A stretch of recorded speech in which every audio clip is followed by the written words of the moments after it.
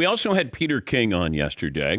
Peter's been visiting camps. This is his 40th year covering the NFL, and he was in Buffalo. And I think there's a lot of pressure on Buffalo, whether it's the coach, whether it's the quarterback, Stephon Diggs, everybody under the same umbrella. And then you got the unique situation of Damar Hamlin. He is probably the most recognized, notable football player, going across all platforms because football fans know him. But then your mom or your grandmother, other people who aren't football fans, he's not even a starter. But, he died in front of us twice before brought back to life. So now he's in camp, had his first practice, and Peter King talked about there could be an odd situation coming up. But first, let's hear from Damar Hamlin with his first day at practice. Man, it feels amazing. It's a roller coaster of emotions. I was kind of all over the place, just kind of being back for the first time. Pretty much lost my life playing this sport. You know what I'm saying? So to come back and do it all over again, it's just it's all over the place, you know what I mean? But I'm rooted in my faith. I'm rooted in, the love that I receive from my family, my teammates, and the love all around the world. That it keeps me going. Okay, now comes Peter King, who was there at camp, realized everybody waiting to get autographs, pictures with Damar Hamlin, how popular he is. And he's not a starter, but Peter had this to say. Dan, the weird thing, and I don't expect him to get cut. I really don't. But right now, he's fighting for the fourth safety job in that camp. Micah Hyde, Jordan Poyer, and they signed Taylor Rapp from the Rams in free agency, and he's pretty solid at number 3. And remember, Damar Hamlin played last year, but only because of an injury to Micah Hyde. So that's what you have to look out for. And again, I do not think they're going to cut him. However, I do think I would just watch that. Interesting, because you don't want to be the coach or GM or both who has to go in and say, we're cutting Damar Hamlin.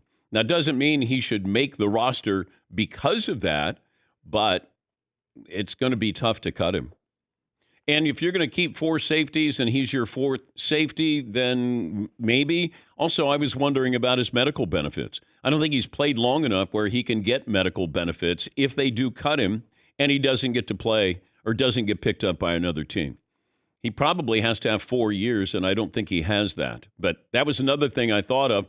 I always go back to Tim Tebow. When teams got to the point where I don't think they wanted to pick up Tim Tebow because the risk and the reward, and they didn't want the backlash and all the coverage of Tim Tebow, and he might not even make the team. But with Damar Hamlin, what do? He's not a starter, but he's almost recognized as right there with Josh Allen and Stephon Diggs. Yeah, Seton. You don't have to play him, but you can't cut him. You're trying to win a Super Bowl, got to get practice squad, something. Yeah, I don't know.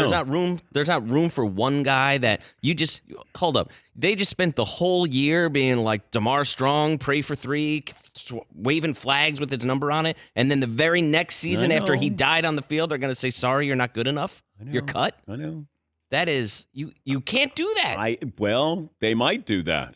That is, man, That's a bad look. Yes, Paul. Okay, imagine you're the GM and it's cut down day, final cuts, and you think there's a safety who has a better upside, better future than your other 4 safety, Damar Hamlin. Do you not give that guy the job because of the story and the loyalty to Hamlin? Because how is that fair to the other guy? Let's say it's close, but you, as a football decision, you're going to go with Timmy Smith, the safety who you like better.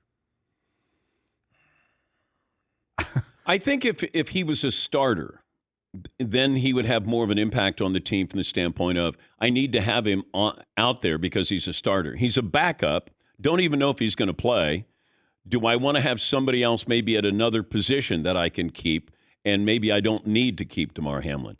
I mean, these are business decisions. Yes, Eden. I don't think the 4th string safety is winning or losing a Super Bowl, though. No, but you can get somebody else on the roster, and maybe it's not that. Maybe it's not at that position. Maybe you go with 3, and then you use that spot for somebody else on the roster. Will it make or break you? I think it has the potential to be negative if you don't keep him. as opposed to you cut him and then you bring somebody else in. And then what kind of impact are they getting? He's going to be the guy where you're like, oh, okay, so you're the guy that they kept instead of Damar Hamlin. It's a tough situation there. Yeah, Paul? I could also imagine this is so unique that the Bills general manager, let's say this is a backup guard. He doesn't have to run the backup guard being cut through ownership. But if he's thinking about cutting Hamlin, he would have to call upstairs. Because that's not, like you said, the public reaction to that, good or bad. He would absolutely have to call the owner. PR move. But maybe he just makes the roster because he's ready to play again. And I don't know. That 10th defensive back isn't winning or losing the Super Bowl either. You got to keep the dude on for one more year at least. In the like one of the and that's even still being insensitive. But you had him last year when you did have an injury to one of your defensive backs, so he was going to play an important role for your team. If they had, you lose Micah Hyde and then you get him coming back or being able to fill in for him, then he, of course, nearly died. But he would have played an important role for that team. Yes, but I feel like that the difference that we're talking about is being the second string guy versus being a practice squad guy. Those I know that players move and they change based on injury and stuff, but it feels like that's a little closer than just finding a spot for him. Well, no, but you were saying that I don't think the 10th defensive back's going to make a difference for this team. He would have been in a position to make a difference for the team because of an injury, is what I'm saying. You can't say, well, he's on the roster, he won't play.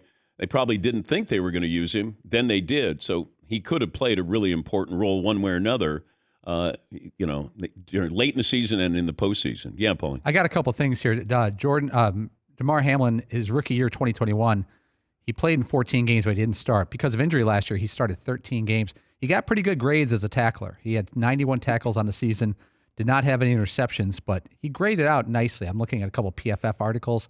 He's neither great nor bad at his position in his fill-in work, his 13 games last year. Hamlin was in his second season. He isn't vested. That means barring the Bills, the league, or the NFLPA stepping in and providing it, he's not eligible for post-career 5 years of health insurance that vested players receive, nor is he eligible for the pension vested players receive once they turn 55. So that was just something I thought that you have to be credited with 3 full seasons. Players do not become vested for a retirement pension until they have been credited with 3 full seasons. So